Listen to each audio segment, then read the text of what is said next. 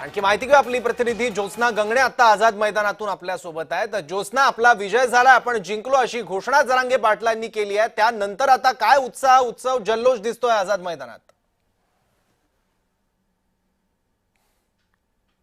अगदी बरोबर आहे। सध्या आपण आझाद मैदानाच्या अगदी बाहेर आहोत, जिथे आपण बघतोय की मोठ्या संख्येने मराठा बांधव जे आहेत, जे आंदोलनामध्ये सामील होण्यासाठी आले होते, त्यांनी जरांगे पाटील यांनी जे भाषण केलं आता खास करून मराठा उपसमिती शिष्टमंडळाच्या समोर, त्याच्यामध्ये एक 5 महत्त्वाचे मुद्दे मांडलेले आहेत, ज्याच्यामध्ये हैदराबाद गॅझेटियर लागू करण्यात येईल अशा प्रकारचा GR काढा अशी माहिती जी आहे ती शिष्टमंडळाने जरांगे पाटील यांना दिली होती आणि 15 दिवसामध्ये तो GR काढण्यात येईल असं सुद्धा जरांगे पाटील यांनी जाहीरपणे केले मराठा उपसमितीची बैठक केल्यानंतर। त्यानंतर दुसरा महत्त्वाचा मुद्दा आहे की सातारा गॅझेट लागू करण्यासंदर्भात सुद्धा शिवेंद्रराजेंनी जो आहे तो जरांगे पाटील यांना शब्द दिलेला आहे। त्यामुळे सातारा गॅझेट, हैदराबाद गॅझेट, आणखीन 2 महत्त्वाच्या गोष्टी म्हणजे या मराठा आंदोलनामध्ये ज्यांचे बलिदान गेलेले आहे त्या लोकांमध्ये जे आहे त्या लोकांना तत्काळ मदत पोहोचावी अशी सुद्धा मागणी जरांगे पाटील यांनी त्यांच्या आंदोलनादरम्यान केली होती। त्यामुळे ती मागणी सुद्धा आजच्या उपसमितीच्या बैठकीमध्ये त्याबाबत चर्चा करण्यात आली।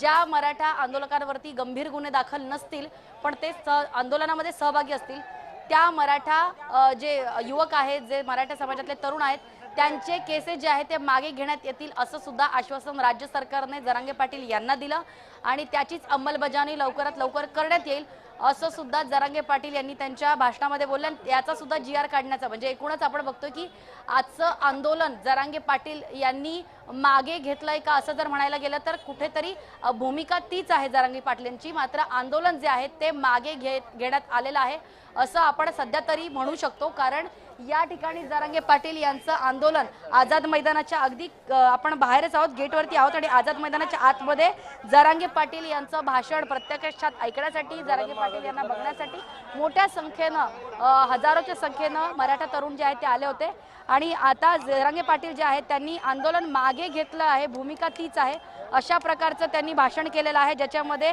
सगळ्यात महत्त्वाचे जसे आपण बाबी म्हटलं की 15 दिवसात ही कायदेशीर बाबी म्हणजे टोटल आपण म्हणू शकतो की 15 दिवसाची कायदेशीर बाब समजून घेण्यासाठीचा वेळ जो आहे तो राज्य सरकारला जरांगे पाटील यांनी दिलेला आहे। त्याचबरोबर सातारा आणि औंध गॅझेटची अंमलबजावणीसाठी कायदेशीर तपासणी करून घ्या असं सुद्धा सूचना ज्या आहेत, अशी सुद्धा विनंती जी आहे ती जरांगे पाटील यांनी केलेली आहे आणि सातारा गॅझेटसाठी 1 महिन्याचा वेळ दिलेला आहे।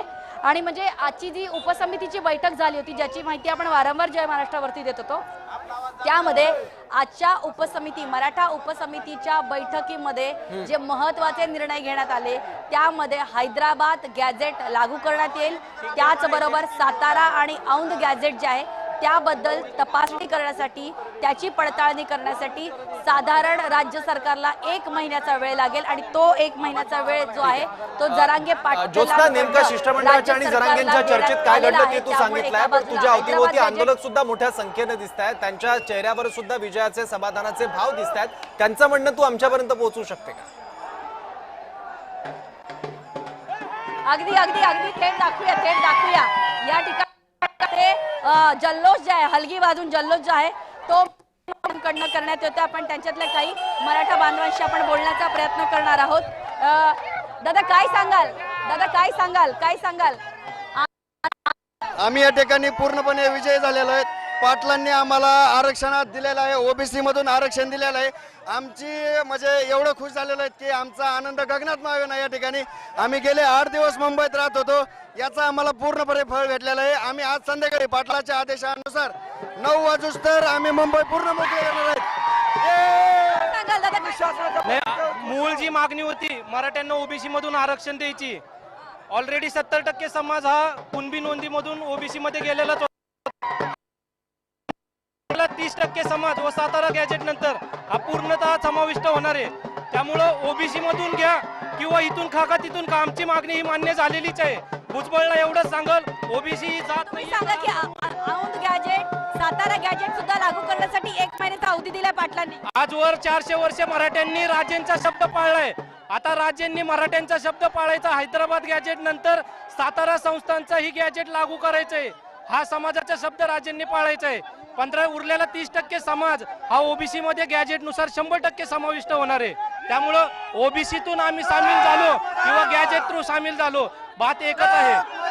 आणि मुंबई मोकळी करणार का? मुंबई सोडणार का? मुंबई सोडणार का?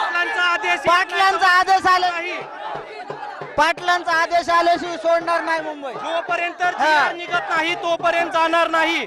आणि सरकारला किंवा मुंबईकरांना मराठ्यांकडून काही त्रास झाला असेल तर आपलेच समजून माफी करावी, कारण की फडणवीसांना जरी दादा काय सांगाल आता जे आहे सरकारकडनं शिष्टमंडळ भेटायला आलं होतं, आता तुम्ही समाधानी आहात? गेल्या 5 दिवसापासून आम्ही मुंबईमध्ये आहोत.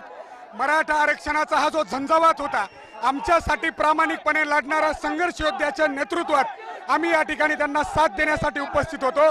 आणि आज मराठ्यांची ही लढाई, मराठ्यांच्या एकीची ताकद या ठिकाणी दिसलेली आहे. आम्ही छत्रपती शिवाजी महाराजांचे मावळे म्हणून या ठिकाणी आलो आणि विजय म्हणून घेऊन जात आहोत. मनोज दादा हे आमचे प्रामाणिक नेतृत्व आहेत. त्यांनी जेव्हा जेव्हा आम्हाला साथ दिली, हाक दिली, त्यावेळी मराठ्यांनी त्यांना साथ गेल्या 7 दिवसापासून आम्ही या ठिकाणी उपस्थित आहोत. आमचा माणूस, आमचा योद्धा गेल्या 5 दिवसापासून अन्नाचा एक कण सुद्धा खाल्ला नाही. समाजाप्रती प्रामाणिक जर त्याग केलेला असेल तर विजय नक्की मिळतो आणि तो विजय आज मराठ्यांना मिळालेला आहे. एक मराठा. विजय मिळाला का? 100% विजय मिळाला. आता 10-15 मिनिटांमध्ये GR येणार आहे. 100% मराठ्याचा विजय झालेला आहे. आणखीन काही मराठा आंदोलकांशी दादा काय सांगाल? विजय मिळाला का? पाटील म्हणतील ते हो शांत आहे, शांत. नाही काय सांगाल? एक तास अगून GR निघेल म्हणले तेव्हा मुंबई सोडणार, त्याशिवाय मुंबई सोडणार नाही. काय सांगाल की पाटील साहेबांनी पाटील साहेब की 1 महिन्याचा वेळ औंध गॅजेट आणि सातारा गॅजेटचा अभ्यास करण्यासाठी 1 महिन्याचा वेळ दिलाय. मान्य तुम्हाला? पाटील साहेब स्वतः बोलले स्टेजवर. साहेब जे बोलतील ते आमच्या लेकराबाळासाठी लढत आहेत, आम्हाला मान्य आहे. हैदराबाद गॅजेटचा GR देतो म्हणल्यात, अजून आला नाही. 99% जी लढाई आम्ही जिंकलेली आहे. राहिलेली लढाई आहे, राहिलेली जेव्हा GR येईल त्यावेळेस आम्ही सरकारवर उधळू आणि वाजत गाजत गावाकडे जाऊ. अजून एक विचारायचं की मराठा समाजातल्या तरुणांवरती जे गुन्हे दाखल झाले होते ते सुद्धा मागे घेतले जाणार आहे असं सुद्धा सांगण्यात आलंय. 100% त्याचा सुद्धा GR काढतो म्हणले तेच असून, आणि ज्या लोकांना आम्ही मुंबईत येताना आमच्या गाड्यावर जो फाईन पडला त्याचा सुद्धा GR काढून लवकरात लवकर लगेच मागे घेतो असं दिलेत. अजून GR यायचा पाटलापर्यंत. GR आला की अजून तुम्हाला कळू. काय दादा तुम्ही सांगाल? थांबा आपण एकेकाला विचारूया. दादा काय सांगाल? पाटील काय बोलले ऐकलं का? पाटील काय बोलले? मला वाशीहून माघारी पाठवलं होतं, तर जोपर्यंत GR येत नाही तोपर्यंत या सरकारवर नाही. ज्यावेळेस आमच्या हातात GR येईल त्यावेळेस आम्ही मुंबई सोडणार, तोपर्यंत आम्ही मुंबई सोडणार नाही. दादा काय पाटील काय बोलले ऐकलं का? पाटील काय बोलले? पाटील यांनी जे काही त्या 8 मागण्या मागितल्या होत्या त्याच्यातल्या जवळपास बऱ्यापैकी मान्य सरकारने मान्य केलेल्या आहे. आणि हैदराबाद आहे ते 1 तासामध्ये नाही ना, मग सांगतो. आपण बघतोय की थोडंफार कन्फ्युजन जे आहे ते या ठिकाणी आहे. मात्र आपण आनंद बघतोय, या ठिकाणी आनंद बघतोय.